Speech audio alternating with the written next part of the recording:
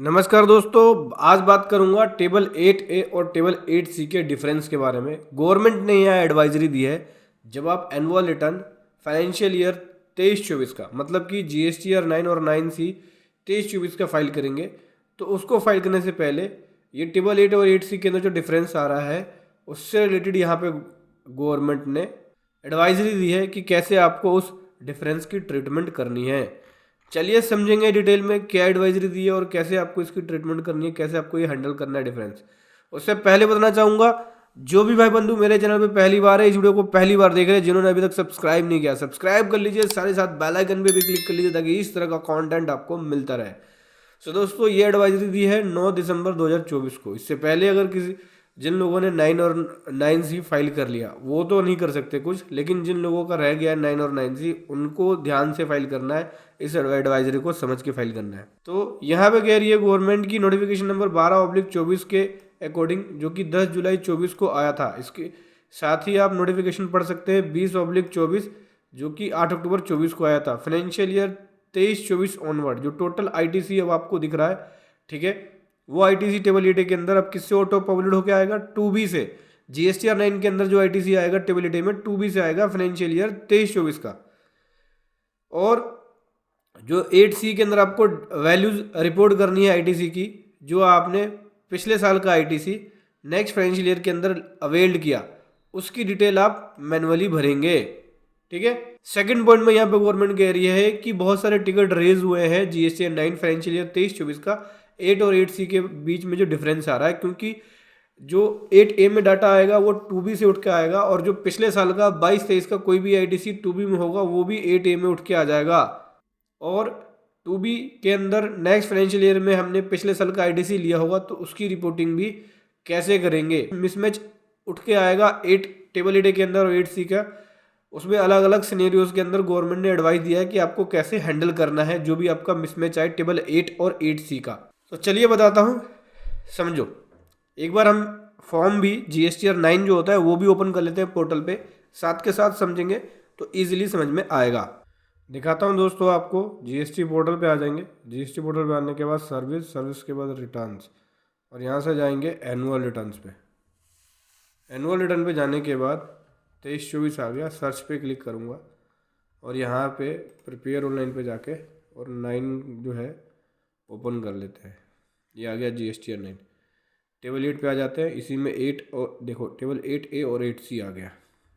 8A में क्या होता है? ITC एज पर 2B, जो 2B के अकॉर्डिंग ITC होगा वो आएगा, ठीक है। और C में आता है ITC जो आपने लिया किस पे? इनवर्ट सप्लाई मतलब परचेज पे, इम्पोर्ट ऑफ गुड्स छोड़ के और RCM वाला छोड़ के, ठीक है, ड्यूरिंग द फाइनेंशियल ईयर, लेकिन उसको क्लेम किया नेक्स्ट ईयर में up to specified period. Up to specified period का मतलब हो गया 30 नवंबर तक आपने क्लेम किया तो उसकी डिटेल जाएगी। तो बेसिकली 23-24 के लिए क्या होगा कि अगर आपने 23-24 का कोई भी ITC 24-25 के 30 नवंबर तक किया, यानी 30 नवंबर 24 तक क्लेम कर लिया, उसकी डिटेल यहाँ जाती है।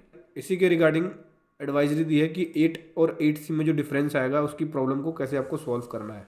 तो इशू है यहाँ पे लगभग 5 पॉइंट है, एक एक करके डिस्कस करेंगे, उसके इशू और उसके प्रॉब्लम को भी बताएंगे कैसे रिजोल्व होगा। तो सबसे पहला इशू है इनवॉइस जो है 23-24 से रिलेटेड है, ठीक है। सप्लायर ने अपनी GSTR 1 ड्यू डेट के बाद फाइल करी, जो मार्च 24 की ड्यू डेट थी। मार्च 24 की ड्यू डेट क्या थी? 20 अप्रैल 24। तो 20 अप्रैल के बाद फाइल करी। 1 मिनट, 20 अप्रैल 24 जो होगा 3B की डेट होगी। GSTR 1 की डेट क्या होगी? 11 तारीख, 11 अप्रैल 24 मंथली वालों के लिए, और क्वार्टरली वाले के लिए 13 अप्रैल 24। तो मेरे पास इनवॉइस 23-24 से रिलेटेड था, ठीक है। कौन से फाइनेंशियल ईयर से? 23-24 से, और ये मार्च मंथ का इनवॉइस था, और मैंने अपनी GSTR 1 मार्च की लेट फाइल करी। लगभग 13 अप्रैल की कट ऑफ डेट होती है। मान लीजिए मैं क्वार्टरली टैक्स पेयर हूँ, 13 अप्रैल की डेट होती है, तो 13 अप्रैल की जगह मैंने उसको 20 अप्रैल को 15 अप्रैल को फाइल किया, तो वो उस मंथ की 2B में नहीं आएगा, क्योंकि कट ऑफ डेट के बाद अगर आप फाइल करोगे या ड्यू डेट के बाद फाइल करोगे तो नेक्स्ट मंथ की 2B में आएगा। इसका मतलब ये हुआ कि मार्च की 2B में ना आके वो अप्रैल की 2B में आया, ठीक है, वो इनवॉइस। अब टेबल 8 के अंदर जब मैं GSTR 9 में गया, टेबल 8 के अंदर जो डाटा आएगा वो इनवॉइस उसके अंदर नहीं आएगा 23-24 का, क्योंकि वो नेक्स्ट फाइनेंशियल ईयर में आया। तो उसको कैसे रिपोर्ट करेंगे? 23-24 का जब GSTR 9 फाइल करेंगे तो इसको कैसे रिपोर्ट करना है, ये यहाँ पे इशू है। इसका सॉल्यूशन समझो। कह रहे हैं कि टैक्स पेयर को इस तरह की आईटीसी की रिपोर्टिंग टेबल 8C में और टेबल 13 में देनी होती है फाइनेंशियल ईयर 23-24 का। इस तरह की आईटीसी की रिपोर्टिंग जीएसटी 9 के टेबल 8C और 13 में देनी है। वो कैसे दोगे? वो डाटा आपका ऑटो पॉपुलेटेड होके नहीं आएगा, क्योंकि जो 8C वाले के अंदर डाटा आएगा ये मैनुअल देखना पड़ेगा। ये कहाँ देखोगे? क्योंकि ये उस फाइनेंशियल ईयर का 2B है। कौन सी फाइनेंशियल ईयर का? 23-24 का। आपको 24-25 का 2B भी देखना है कि 24-25 की 2B में पिछले साल का कोई ऐसा आईटीसी तो नहीं है जो आ रहा है तो उसकी रिपोर्टिंग आप यहाँ देंगे टेबल 8C में। साथ ही साथ आप उसकी रिपोर्टिंग कहाँ देंगे? टेबल नंबर 13 में। यहाँ पे देखिए, ये रहा ITC avail for the previous financial year.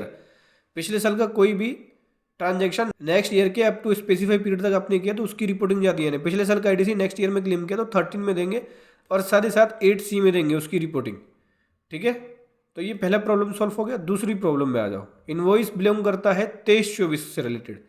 ITC claim किया गया फाइनेंशियल ईयर 23-24 में, लेकिन पेमेंट 180 दिन के अंदर नहीं पे किया तो आईटीसी रिवर्स कर दिया गया 23-24 में सेकंड प्रोवाइजो सेक्शन 16 सेक्शन 2 के अकॉर्डिंग, और आईटीसी दोबारा से रिक्लेम कर लिया गया। लेकिन जो रिक्लेम किया गया वो नेक्स्ट फाइनेंशियल ईयर में किया गया पेमेंट करने के बाद। मतलब 180 दिन का जो केस लग गया, 180 दिन के अंदर अगर आपने पेमेंट नहीं करी सप्लायर की तो आपको आईटीसी की रिवर्सल करनी होती है।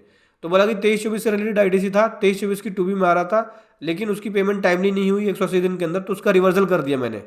ठीक है, और उसको रिक्लेम किया। लेकिन जब रिक्लेम किया तो सेम फाइनेंशियल ईयर में नहीं किया, 24-25 के अंदर जाकर रिक्लेम किया। जब मैंने पेमेंट कर दी उसको, तो उसको जीएसटी 9 में कैसे दिखाना है 23-24 की। तो ये देखो सॉल्यूशन। यह बोल रहे कि आईटीसी जो आपने रिक्लेम किया आपको 6H में रिपोर्ट करना है जीएसटी 9 के फाइनेंशियल ईयर 23-24 वाले में। ठीक है, इस तरह के आईटीसी की रिपोर्टिंग टेबल 8C में नहीं जाएगी और न ही टेबल 13 में जाएगी फाइनेंशियल ईयर 23-24 में। समझना क्या कहना चाह रहे हैं।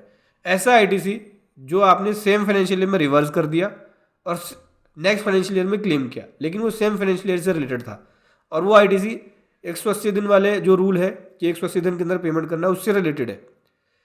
तो आपने जो रिक्लेम किया उस तरह की आईटीसी की डिटेल आप टेबल 8C में नहीं देंगे और आप टेबल नंबर 13 में नहीं देंगे। तो उसकी रिपोर्टिंग कहाँ देनी है? उसकी रिपोर्टिंग बोल रहे हैं कि भैया उसकी रिपोर्टिंग आपको देनी है टेबल नंबर 6 के अंदर। कहाँ पे? टेबल नंबर 6 आ गया H में। कहाँ है? ये रहा, amount of ITC reclaim other than be above under the provision of the act. यानी इस तरह की आईटीसी की डिटेल जो आपने रिक्लेम किया नेक्स्ट फाइनेंशियल ईयर में, उसकी डिटेल आप यहाँ पे देंगे।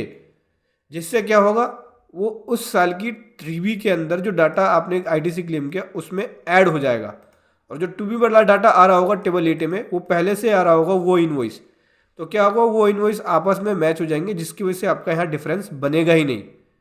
ठीक है, 6 और टेबल 8 का डिफरेंस बनेगा ही नहीं। उसके बाद आगे क्या कहते हैं समझना। इसी तरह से अगर आईटीसी रिक्लेम कोई है रूल 37A का, उसकी रिपोर्टिंग भी ऐसे ही करनी है। समझ गए? तो बिल्कुल सिंपल सी साधारण सी भाषा में समझो कि कोई भी आईटीसी जिसका आपने रिवर्सल किया, 180 दिन वाला केस लगा है कि आपने 180 दिन के अंदर सप्लायर की पेमेंट नहीं करी है, रिवर्सल किया देन रिक्लेम किया, रिक्लेम सेम फाइनेंशियल ईयर में किया तब तो कोई प्रॉब्लम ही नहीं है, उसकी रिपोर्टिंग आप 6H में दे देंगे। लेकिन अगर आपने रिक्लेम नेक्स्ट फाइनेंशियल ईयर में किया तो उसकी रिपोर्टिंग भी आप 6H में देंगे। उसकी रिपोर्टिंग आपको 8C में नहीं देना है, ना ही आपको यहाँ पे यहाँ देखिए ये रहा 13 में देना है, नहीं आपको टेबल नंबर 13 में देना है। अगले इशू की तरफ बढ़ते हैं। इशू नंबर 3, इनवॉइस बिलोंग कर रहा है 23-24 related but goods not receive in financial year 23-24, thereafter ITC is claim in table 4-5A of GST and 3B reverse in 4B2 as per the guidance of circular number 170 and such ITC reclaim in next financial year 24-25 till the specified period.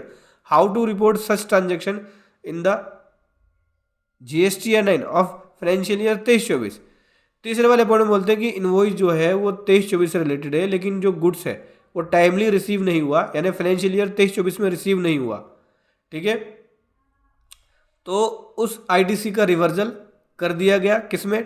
GST या 3B के अंदर table 4B2 के अंदर कर दिया।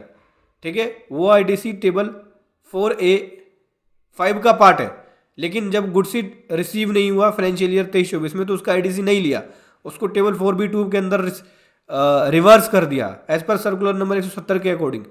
तो उस ITC को दोबारा जैसे ही गुड्स रिसीव हो गया, गुड्स नेक्स्ट फाइनेंशियल ईयर में यानी 24-25 में रिसीव हुआ, तो उस आईटीसी को दोबारा हमने रिक्लेम किया 24-25 के अंदर स्पेसिफाई पीरियड, मतलब स्पेसिफाई पीरियड का मतलब क्या हो गया, 30 नवंबर 24 से पहले मैंने उसका क्लेम कर लिया।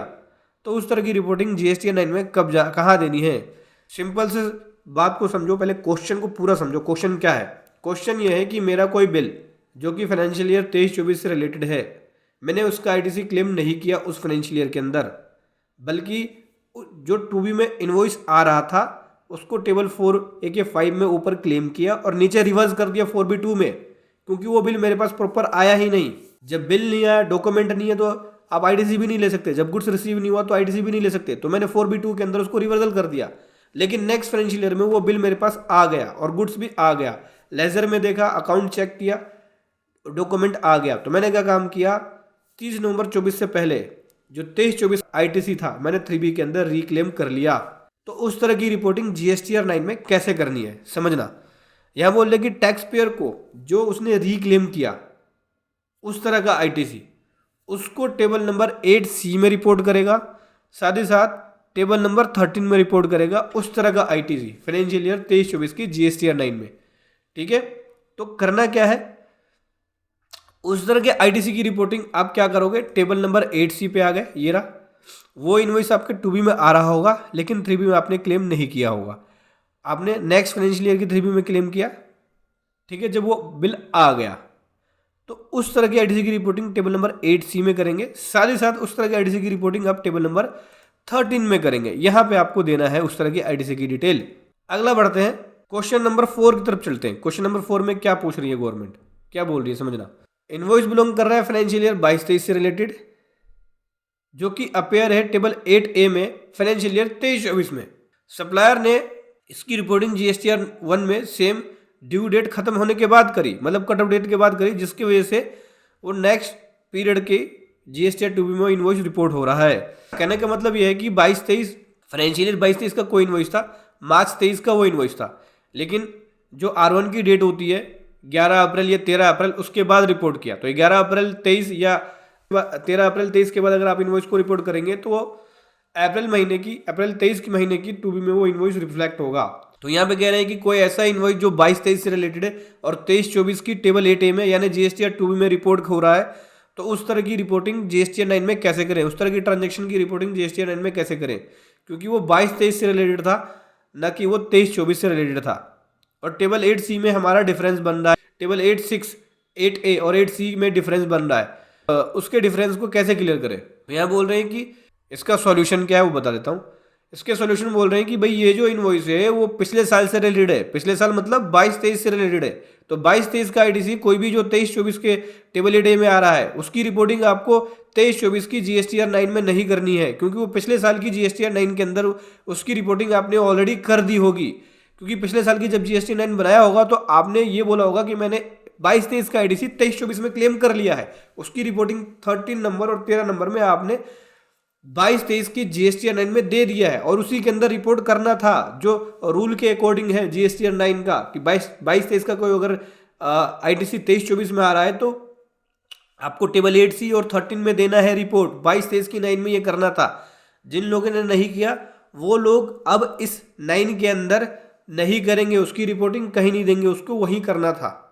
नहीं किया कोई बात नहीं, लेकिन जिसने कर दिया ठीक है, लेकिन आपको 22-23 से रिलेटेड कोई भी अगर इनवॉइस 23-24 में आ रहा है उसकी रिपोर्टिंग आपको नहीं करनी, यानी 22-23 की आईटीसी की डिटेल 23-24 में आपको नहीं करनी, अगर 22-23 का आईटीसी आपने 23-24 में क्लेम किया है तो।